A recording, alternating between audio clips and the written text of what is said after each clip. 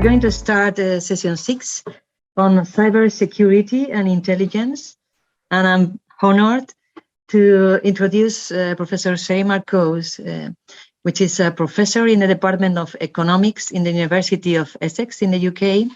Her research interest and contributions to the Gödelian formal mathematics of incompleteness and non-computability has enabled her to develop a theory of markets as complex adaptive systems and as equilibria in which strategic innovation and surprises occur. Sheri was awarded. Sylvia, I think that might do, right? Yeah. But Sylvia and I have a common interest. She's actually the president of the Immunology Society of Spain. And we both think that self-reference is the key element to genomic intelligence, the sort of intelligence you and I have. Let me just share my slides. For sure, the floor is yours. Thank you.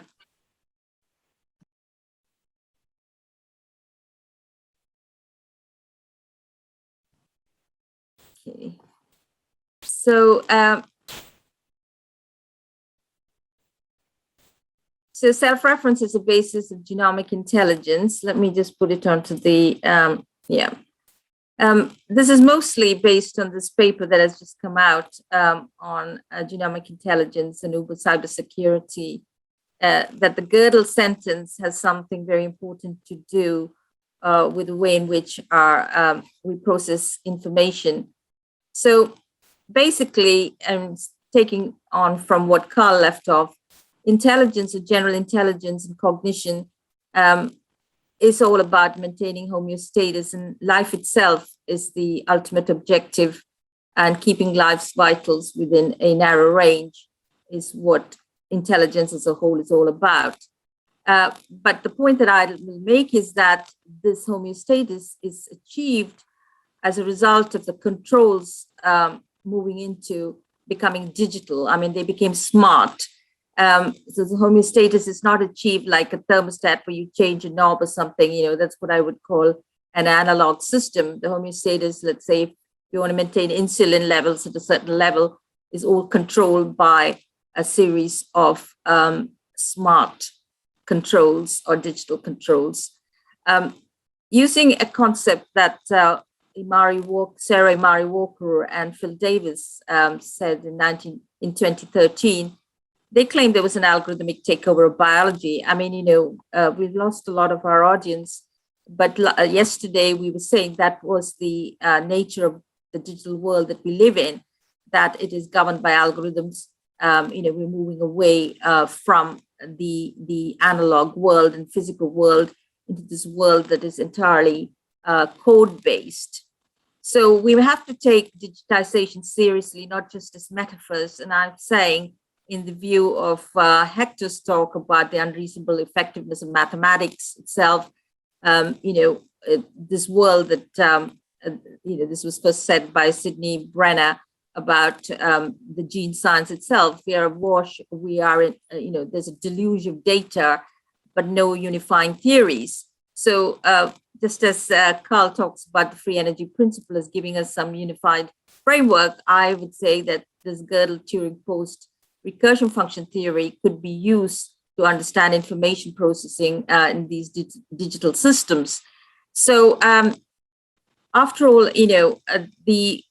ever since inheritable information became digitized in this code based on 4 alphabets, and that is near universal, A, C, G, T, or U, right? This is just phenomenal, and any next generation, and all of this information can only be passed on in the form of codes or in form of software, which we call DNA and the genome itself.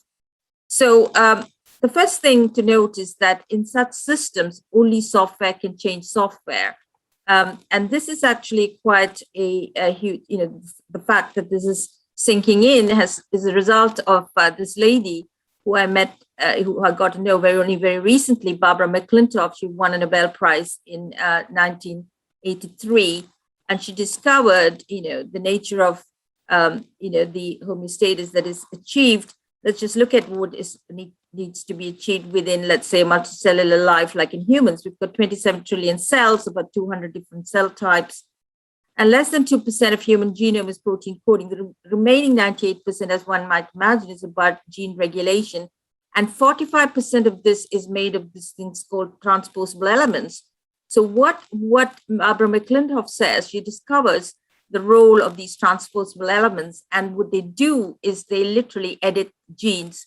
It can scissor paste and copy paste exactly that, like you would do digital editing in a Word document, right? And the guy who discovered these sort of the scissor paste, copy paste, that we do in Microsoft or whatever, is this guy called Larry Tesler. He invented it for Xerox. But the point is that these activities of copy paste, for instance, is a viral software, and this is what the origins of these transposable elements, which constitute almost 50% of our genome, is as a result of these viral softwares. So from day one, I mean, this is the point, there is a sort of digital game that is an adversarial digital game.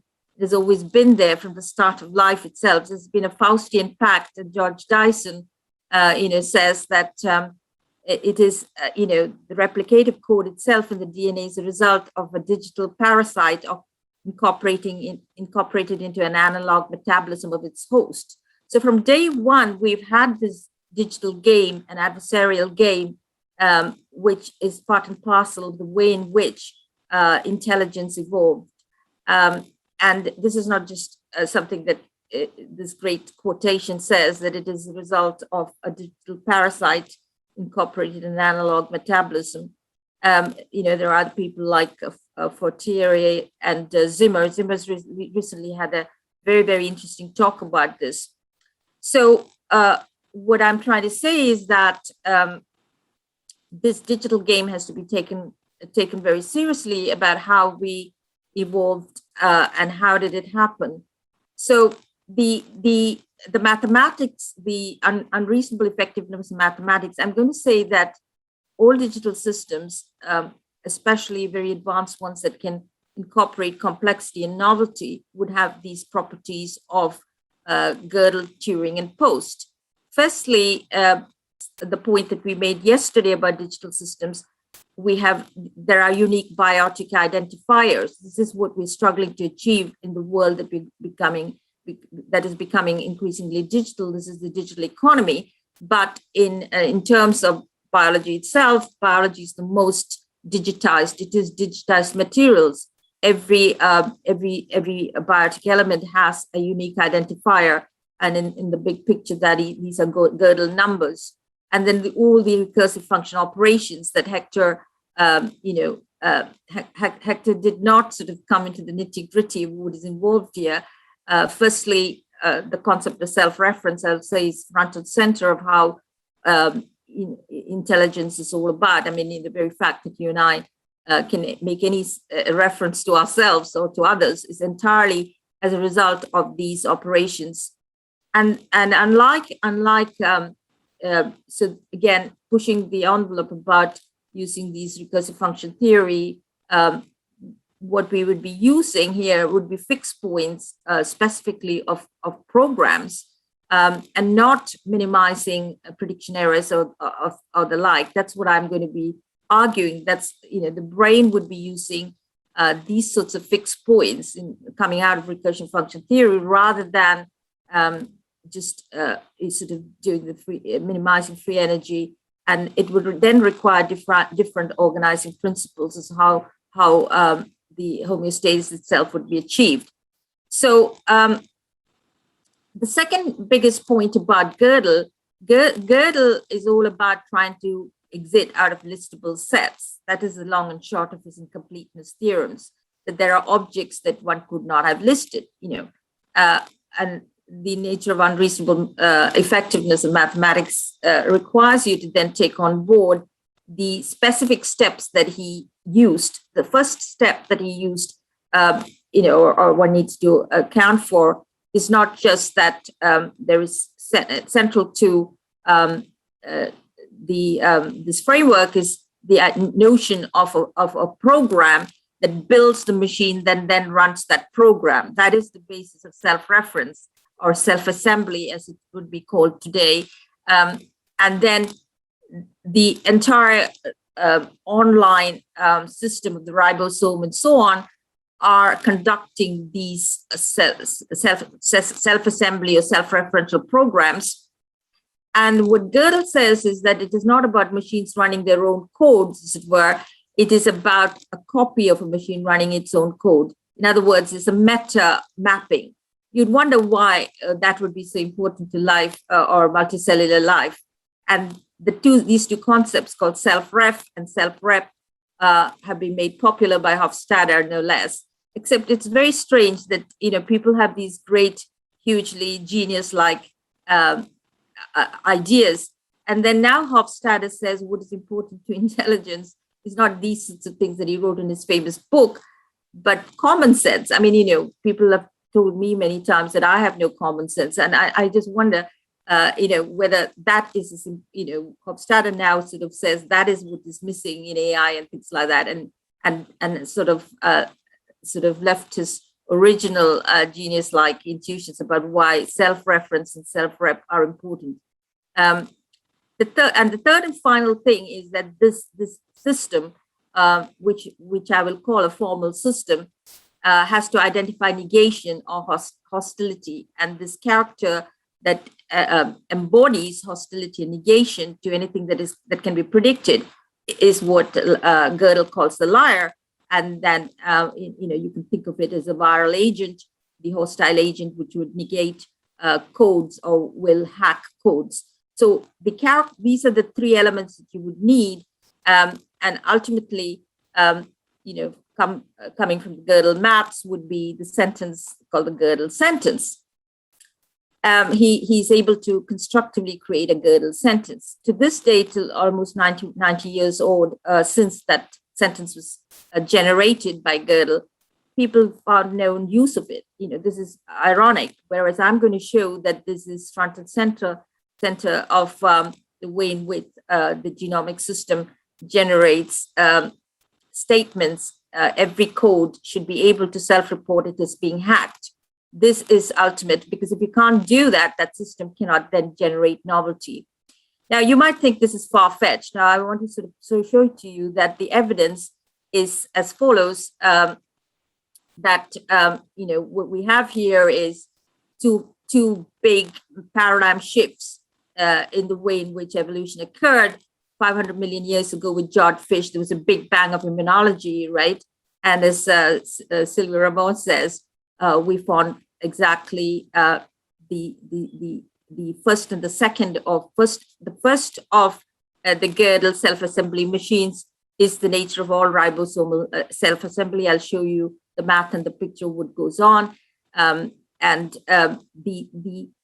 important thing is that whatever codes were used, the genes that were used to assemble, let's say, our somatic identity, this is our the lung tissue, which is under attack at the moment, as we know from COVID, from the virus there. All of this is taken offline, and a recording of everything of our entire genomic somatic self is recorded offline. Now you wonder why. Why is this being done, right? We know the math. This is exactly what happens. You come through a textbook by Hartley Rogers. It is there exactly as the mathematics, which says there are these self-assembly machines. When they hold, you make a recording of it one to one. So this is happening online. The fact that the self-assembly machines are creating all our tissues and things like that. And then there is an offline record of that in the time itself. Now, fast forward about 130 million years, the great leap forward, we have this mirror systems in the brain. Exact same things are happening. Now, what is it that is being mapped? It is our entire sensory motor cortex, everything that one might do online, like raise your hand, and there's a recording of that offline in the mirror system. So I'm going to argue that this entire immunocognitive system, the two of these things are not separate. They're running on a unitary recursive function set of operations. And both of these systems, the only two systems that have astronomical open-ended capacity, 10 to the power of 20, 10 to the power of 30, to create virtual imagined deviations or software changes to self codes. So this is the picture of what happens. So we'll worry about the mathematics later about how the self-reference takes place. But what we have in the upper panel is the ribosomal machine self-assembling. You know, what happens is that the protein code, the protein transcription is a pure self-assembly process where the tRNA and so on sort of bring in all the constituent elements, and then when it halts, you will get this is only a subscript. As you can see, the self-assembly of the proteins is only a subscript, and when all of those things halt, it is then processed further, and you might get the final outcome Q, which could be like the lung tissue or whatever, right? The somatic identity of the organism. And in multicellular life, of course, there are many of these things, you know. So the point is that it is then copied offline into a system, which is the thymic self and so on, which is the MHC1 receptors, into which the self is the somatic self is that occurred online is mapped offline. Now, a similar sort of thing happens in the brain as well. So this is in the immune system. So this happened 500 million years ago with Jodfish and so on and so forth. And then the similar thing happens here in the mirror system, where our own actions. So this is the base in priors, our entire body, it's entirely embodied, is mapped onto this mirror system, right, offline. So the online and the offline is very important to note. Why are things taken offline and to this very granular extent? The answer is that alongside with this capability of thymus, we had two very important operators, two genes called the RAG1 and RAG2. This is the recombination activation genes. And this is what allows at a very early stage for the immune system to sample, to do open-ended search to the power of 10 to the power 10, 10 to the power 20, 10 to the power 30. So the self-referential mapping, so because each biotic element is mapped offline, and each biotic element you can actually see because the T cell receptors would be generating various clones of what? Now this is the question.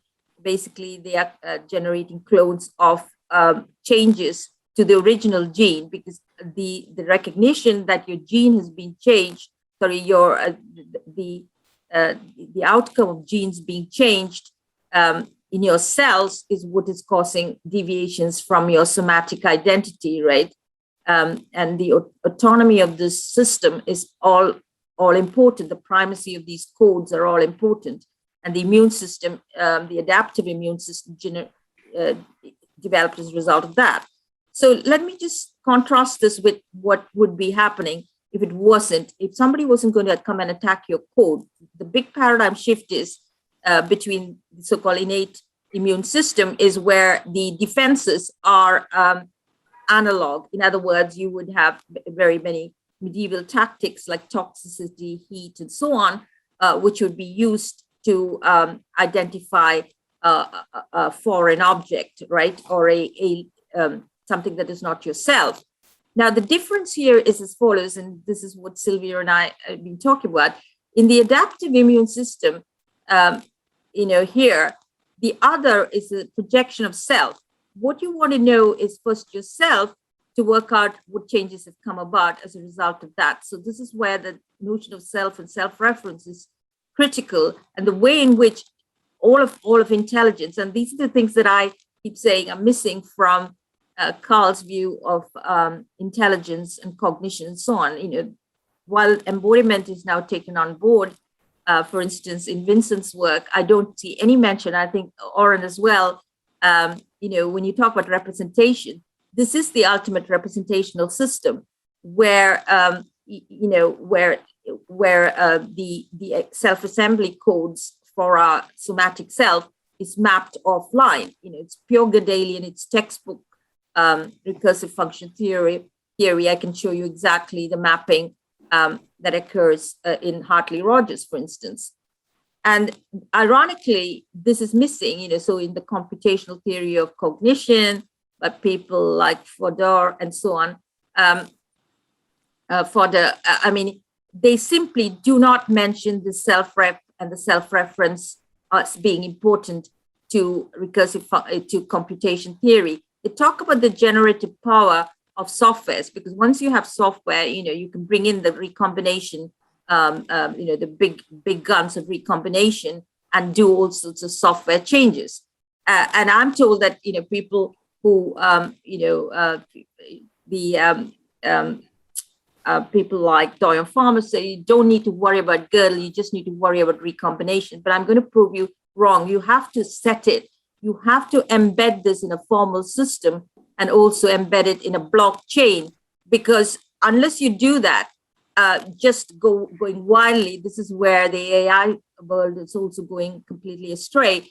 If you can simply do recombinations and produce any outcome whatsoever, what is to judge whether those are what you need and what you don't need, right? So I'm going to argue that these systems, the so-called self-assembly genes, are the theorems in the system, and they're exactly like that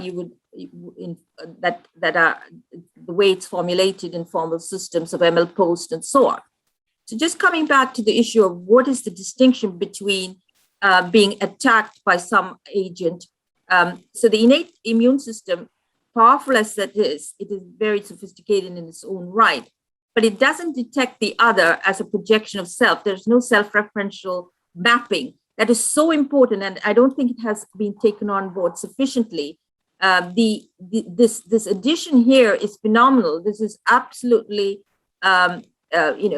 mind-blowing, how the immune system came about trying to work out who the enemy is from self-referential codes themselves, right? And again, apart from the genomic world, I don't think this is the nature of how intelligence is being developed in the artificial world. So, bio-ICT is now important because, the most powerful, the most sophisticated, the most sustainable genomic system is, digital system is our genomic system. It's existed for 5 billion years and so on.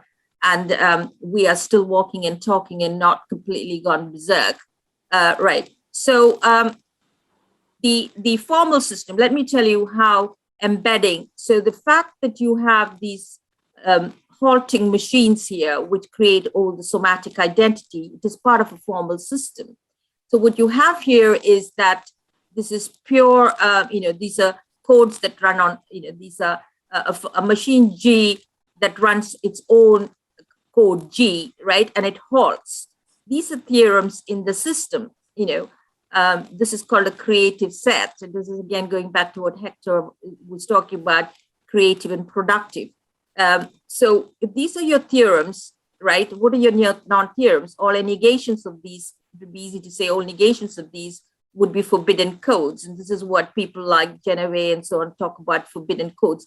Both G and not G cannot, coexist. I mean, this is not possible. So to think of the immune system as a formal system of theorems and non-theorems. So your theorems are the ones that create your somatic identity. And the non-codes, some of them you would know. But the point is that these things can be negated in ways, because these are total computable functions, they can be negated in ways, and total computable functions that are, as Aaron would know, are uncountable infinity. There's no way that set, we call it a set R, for instance, it can't be even searched systematically. So this is the reason why the RAG operators, so think of this as being the MHC1 receptors in the thymus, a very, very humble organ where the entire thing is mapped. And then you would do 10 to the power 20, 10 to the power 30, changes, software changes. So again, it'll be just another number that you would generate. And then, so these are the novel changes. So the fixed point the Gödel undecidable proposition would be for a fixed point of some code, a gene code, for instance, that has been altered by some novel malware or a novel virus, and it is absolutely necessary. And I'll show you how the immune systems are actually working out a fixed point of a novel negation function, and that would be the Gödel sentence, because then that code will be able to self-report that it is under attack. But there are many steps involved there. So this is already from the get-go. What we're seeing here is that intelligence is actually geared to think outside the box. It's not about what you already know. It is about what you don't know and what could be novelly out there that you couldn't enumerate.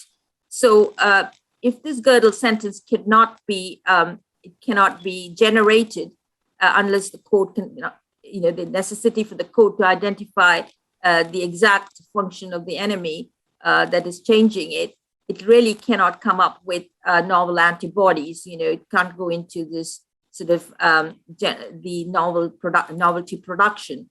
So there are reasons for us. This would be a sort of empirical. There are empirical hypotheses here as to why people who died of COVID, for instance, are people who are unable to generate the Gödel sentence to begin with. And the reason for that is that the detecting of the attack takes place at a different place. So we create all the codes that could potentially be the codes of the enemy, and then but the attack takes place in real time on our tissues in the periphery, and then the two bits of a fixed point have to come together for the Gödel sentence to be able to enable the systems to say, or this particular at a very granular level, for that code itself to self-report that it's under attack. Now, so why is this like a blockchain? Now, this is the important thing. So I'm saying that information is organized in this self-referential way. It allows what's called a blockchain distributed ledger. Firstly, it's entirely decentralized. There is no centralization. Every code self-referentially can make these statements. And this is what then percolates right up to the top that enables each one of us to say anything about ourselves. I'm going to reinforce this idea about statements about ourselves. And what this would then enable these systems, the entire gene regulatory network, are reductions to these sets. And these sets are called creative and productive sets. This entire formulation is Emil Poe's set theoretic proof of Gödel incompleteness. It is entirely totally neglected. I haven't ever seen anybody use any of this foundational recursive function mathematics or set theory to explain anything at all. I mean, this perhaps may explain why the Gödel sentence has never been put to any use. Whereas I say, it is not anything, it is not anything, most people think it's just an esoteric construction. I'm saying it's ubiquitous. It is what it is like today in today's 21st century nomenclature. It would be like a hash algorithm, like you would find in the Bitcoin. Totally, it's very different from the formulations of Bitcoin, but it's nevertheless like a hash algorithm, which enables the system to say that there's something wrong here, or the software, the record of the software. This is record keeping that is done in software terms. All of this record keeping in the genome and so on is a software-based system. And like in the Bitcoin or in the blockchain there, so has those records been changed? Unless the system can self-report that those records have been changed, I'm telling you, there is no future of a digital world. So that is, and there is one other person, or like Abramov, who've now pointed out that why is the genome and the DNA a part and parcel of a blockchain? Well, what are the ingredients of a blockchain? I'll tell you intuitively. A blockchain requires that no earlier blocks of information, in software terms, it's immutable. You can't go back and change it. And secondly, no novel blocks can be added that's inconsistent with the original blocks. Now, this is absolutely vital. Now you see that recombination, just sort of pressing a button or recombining software is not simply the answer. The answer is that the whole thing has to be embedded into a blockchain system. In other words, a formal system exactly like this. Now you might think, now where is the new blocks, the novelty, the new blocks that can be generated here that's consistent with the original block. So the entire system is run only on the principle of consistency. Consistency in as of itself is not constructive, but the unless the information is consistently organized, first and foremost, Gödel sentences cannot be formed. So a lot of people, I mean, as Mikhail Popopenko says, a lot of people think that, oh, Gödel sentence is something crazy, the world would, the sky would cave in. But you can take me out and shoot me. I mean, the Gödel sentence is there only because the original information is organized in a consistent way. If it wasn't, if it wasn't organized in this consistent way as theorems and non-theorems, you could not generate a Gödel sentence. And the Gödel sentence is a constructive witness. Gödel came out with the actual numbering of the coding of such a sentence. And I'll show you how this would be done in the immune system. So the VDJ operators, the RAG operators, all of these came in. So a capacity to think outside the box from day one, a capacity to think almost just huge open-ended search is all part of what is called the variable diversity joining transposons. These are all viral softwares that people like McClintock has discovered. That, again, I can't emphasize how important McClintock's contributions are, because she's saying that it is, the changes in a gene is not just happening by random mutation. Hello, that is not how it is done. It is done by softwares that are changing softwares. This is the only way software can be changed. Now, this has not sunk in. This importance of what is being said has not sunk in about, and there are entire, and there are people like, John Mattick from University of Sydney, James Shapiro. There is now a big group of people who are saying that we really need to rethink, including Rusty Gage from the Salk Institute, because he says that these transposable elements, you have to edit in real time things in the brain for us to even keep up with real time perception.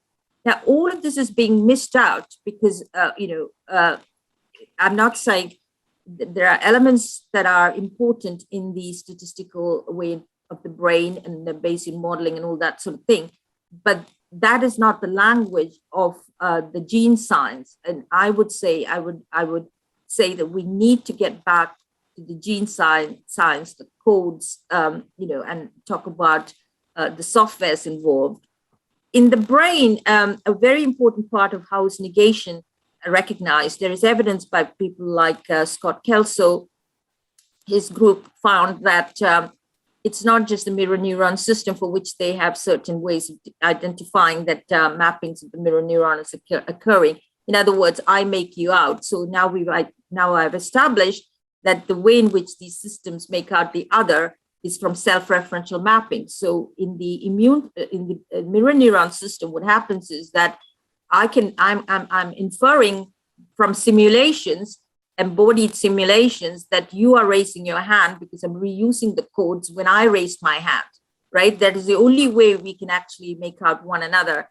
And this virtual coding of the self is absolutely the reason why we are able to have social cognition. And that is the epitome of evolved human evolution, that we can make out the other in this very precise, nuanced way.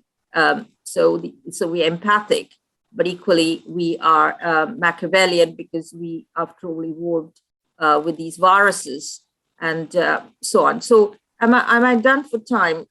Because I think we need to. So none of this.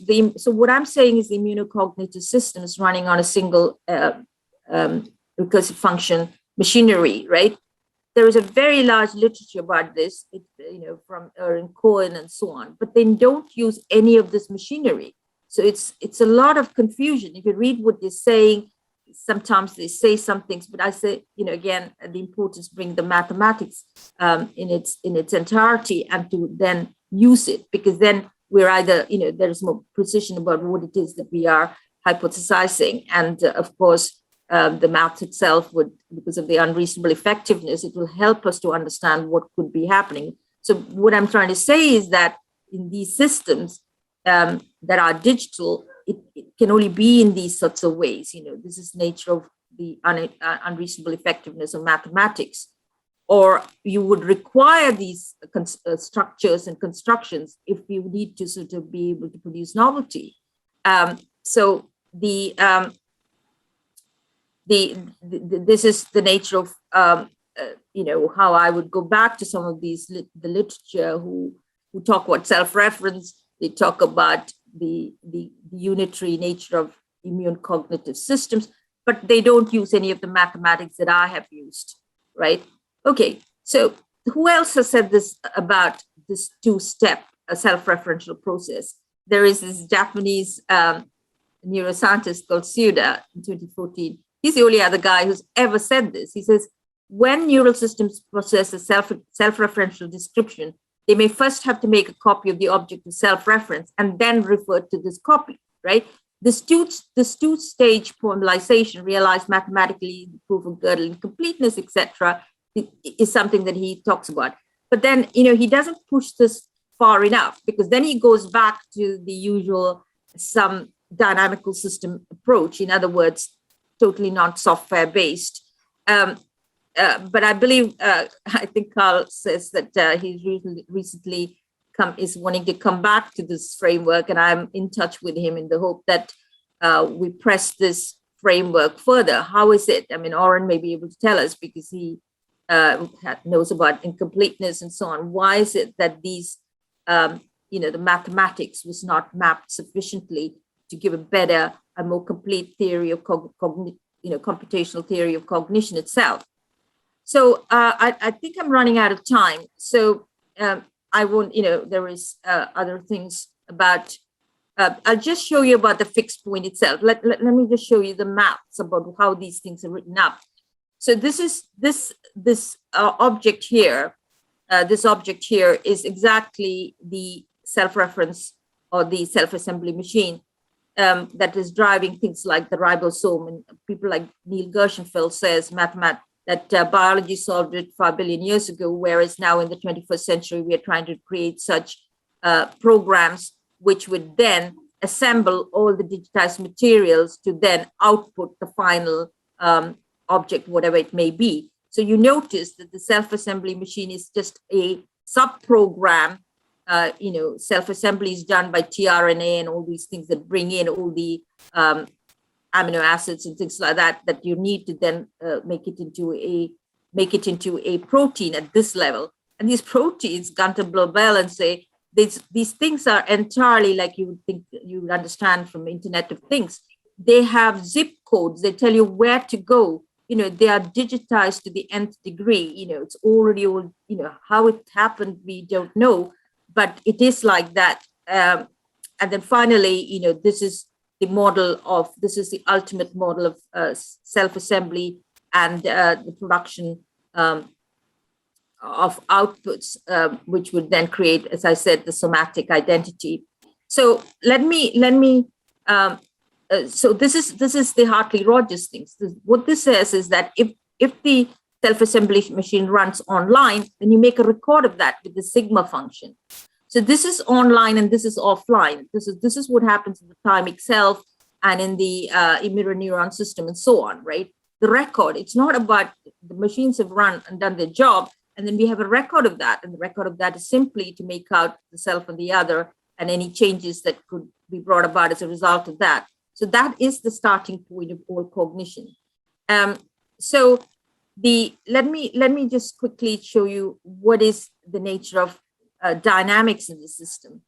And this is how the second recursion theorem takes place.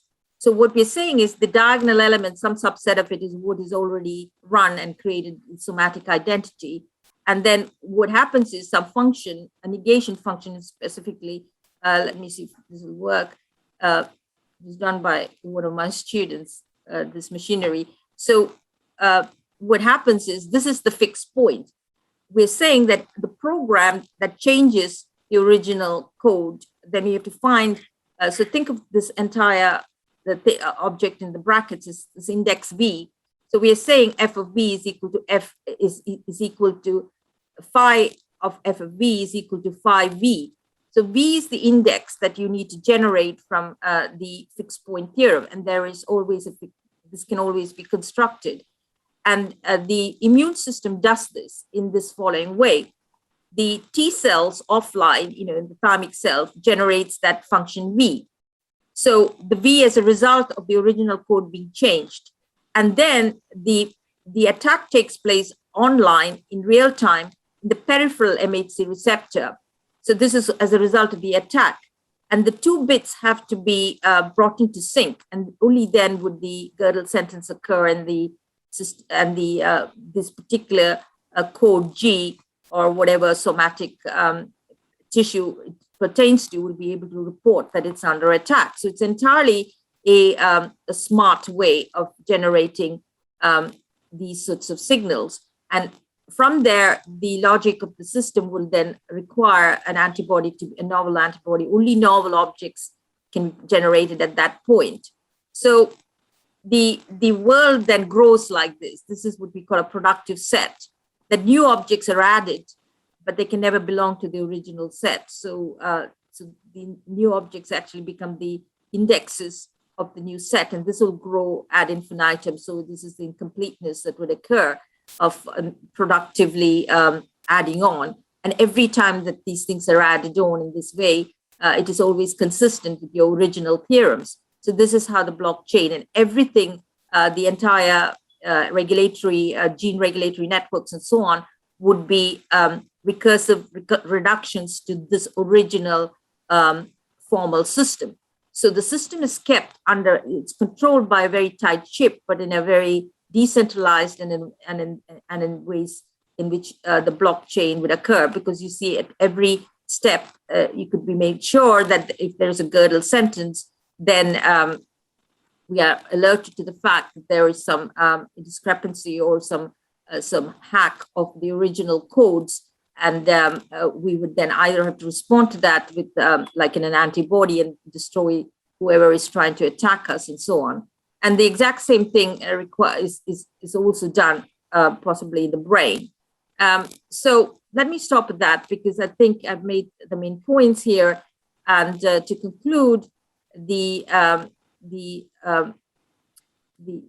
is a lot of work to be done about how the transcription factors, the way in which the system would then be organized as a blockchain distributed ledger.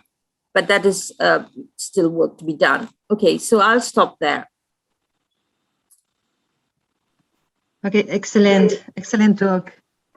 Sheri, I would like to make you just a very short question. How do you define identity of the individual with this theorem? You mean as a whole, as ourselves, yeah. So obviously, in terms of the immune system, it is at a very granular level. We discussed about how granular should it go, or is it a system of genes that need to be expressed to bring the tissue about? You would know more about that than I would. So, but in the brain, what I would suggest is, since self-reference, we have a very, the embodied self. The embodied self is there as a coherent factor, and that is what enables us. Either I can refer to my hand, but I can refer to all of myself, right? So that is only a matter of scope. If I can refer to my hand, then I can refer to your hand, right? These statements cannot be made unless those, the two-step process is done.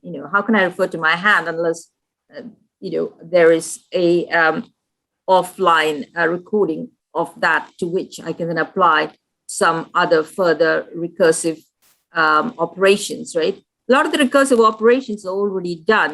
There is no uncertainty about it. In other words, if I want to touch my face, or the novel objects that we're talking about are things that you may be forced into as a result of the adversarial game. If you're with friends, you do not have to. You don't have to innovate. I mean, I think Axelrod, the famous game theorist, said, "Is it in the design of evolution that you have to have viruses to evolve?" I mean, I think absolutely right. Without viruses, there wouldn't be anything new. So that seems to be the case. And any questions?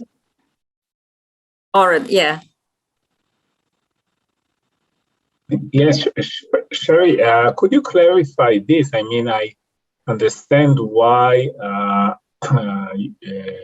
you should use self-reference and in genomic systems and in cognitive systems, and I guess people use this, for instance, in control theory. But I'm not sure that I understood why we have to use special kind of self-reference, namely the Gödel sentences. Because you say from what I understood, you said that in order to encode something like "I'm under attack" or something like this, we need a Gödel sentence. But yeah, I'm not sure. I mean, you could say something in the system that says, under these conditions, I'm not under attack, and under other conditions, I'm under attack. So you can have these two sentences, and they are, consistent with each other, and they are not Gödel sentences. So I'm not sure why it's necessary to have the Gödel sentences themselves. No, of course, as I said, I see the motivation to have self-reference. I don't dispute this. I'm just asking about this. Yeah. So, Oren, I mean, this is a conversation I had with Michael Rescola, right? His famous article about computational theory, theory of cognition, right? The Fedor thing.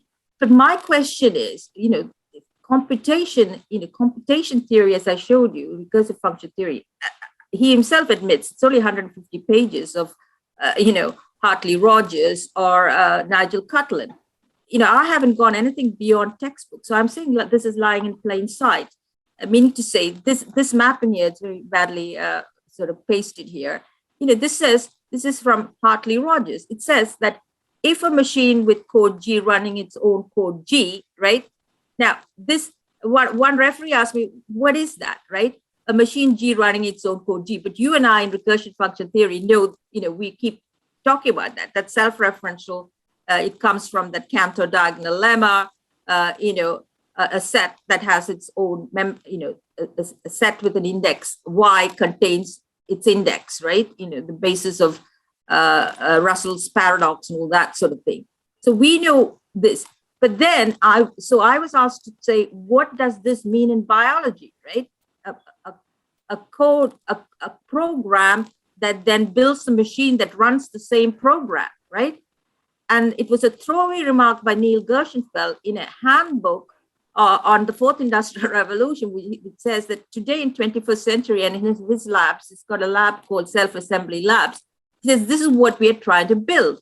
We're building softwares that can build, that have all the steps in it, that can, build, that can assemble the materials that would then build the machines that would then build whatever outcome you would want, right? So he says biology already solved this. This is what the ribosomal self-assembly machines are like. And I believe that. Now, this is a point. And so if that is true, so the ribosomal self-assembly, so what we're saying is that this machinery of self-assembly, which is absolutely the bread and butter, the staple of recursion function theory, this is happening online. And then you make a record of it offline. Now, why the hell would you make a record of anything that's running online, offline? Why was this happening? It happened in biology. I mean, the thymic self is Sylvia's construct. Other people have talked about these things. Why would you, every one of your codes is running, you create the somatic identity. But then, of course, we know that to make any sort of cognition and yourself, you need to sort of refer to those things in another domain offline, would you not? So that is the first step. Now, the point that we are making is that what if somebody goes and changes G, right? So, the Gödel sentence, you have to have negation, right? The liar, his opening paragraph is about the liar. And, the famous game theorist who taught me game theory in the LSE, Ken Binmore he said, what about the liar? And, because in game theory, we want everything to be closed and complete. We want determinism. We can only operate from a given action set. So he said, this won't work. This won't cut it. If you've got somebody who if he knows what you are going to do, he will just negate you, right? So the Gödel sentence immediately, I won't say immediately, it's taken me all my sort of adult life, the fixed point, it's just a fixed point of a negation function. But then when you put it together, you notice the right-hand side, it can't be computed because you'll get A and not A, right? You are, in fact, constructing a contradiction in that fixed point with a negation, right? So this is where, that is what the Gödel sentence is, because, I've given it to you in this form, this is exactly from Rogers, this thing here. So, look, I'm using all this fixed points, right? This is exactly what Rogers would say, that you have a function, this negation function, you have an index V, and this is the fixed point, but this fixed point is not computable. It can't halt, right? But nevertheless, a fixed point you can construct, right? So would you not would you not accept that the Gödel sentence is one such self-referential statement of a code that it's being negated by a very, by this function f minus, right? This function here. So this is what that bit is. Now the harder bit, which I'm in conversation with Carl about these things. I mean, the brain. So much is clear. The mirror neuron system is there. This is what is part of this embodied cognition theory, right? Except that again in computation theory of cognition, they don't. The strange thing is they somehow don't. They don't have embodiment. People they've been criticized, and Fedor, etc., have been criticized that they don't have embodiment. But what else is this? This is embodiment I think it's a point that you make, Oren. Or it is Vincent. I think it's you, Oren. You say that here, the semantics and syntax is almost, because of this mapping, it becomes the meaning. So it's a construction. You fuse the two things, right? The syntax and the semantics, because here you have a demonstration of what the outcome of the software is, right? It's one of your papers. I was intending to sort of, we haven't had a discussion, partly because, so though it's softwares, when this mapping is done, the system may not consciously know that, because this is all subpersonal at the level of the immune system. But of course, it's how of course, as a sentient being, that I then can say that I'm touching my the cheek or whatever, right? So the software becomes associated. This mapping makes sure that the two things are one-to-one. The representation is exactly what it is of the halting of some algorithm. And then, of course, the algorithm itself is the object, right? It produces the objects. So the syntax is already baked into it, right? Does it answer? I think, okay. I think that we have to go on. Yeah, I think we have to stop the discussions here. But I mean, the self-assembly machine. So I'm of the view that virtually everything in the brain is a self-assembly process to do the neocortex. And I thought one day I'd suddenly wake up and know what it is. It's not that easy. You have to know a lot more, I think, of what's really going on. But I think I'll pass the baton on to Vimal now. Vimal is a cryptographer par excellence. So Vimal, I don't know how much of my talk you heard, but the idea that cybersecurity can be understood at least the bio cybersecurity and the way in which we as humans have developed cybersecurity is different, right? Okay, so thank you very much.